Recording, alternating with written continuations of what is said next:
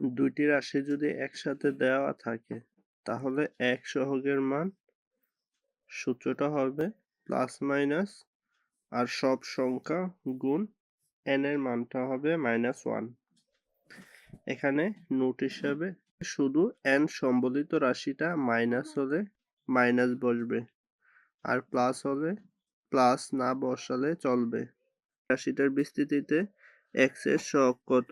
এটা কুমিল্লা বোর্ড 2023। তাহলে এখানে সব সংখ্যা হচ্ছে 3 গুণ আর n এর মান হচ্ছে 8 আর -1। এখানে পাওয়ার সম্বলিত রাশিটা মাইনাসের আছে আর এই কারণে আকারে মাইনাস বসছে। তাহলে 3 × 24, 1 বিয়োগ দিলে 23, -23, এটাই অ্যান্সার। এর বিস্তৃতিতে x এর সহগ এটা দিনাজপুর 22। তাহলে সেম আবার সব সংখ্যা হচ্ছে 2 গুণ আর পাওয়ার n এর মান হচ্ছে 7 -1 আর এটা পাওয়ার সম্বলিত রাশিটা মাইনাস, এই কারণে মাইনাস বসবে আকারে। 7 × 14 বিয়োগ করলে 1, 13।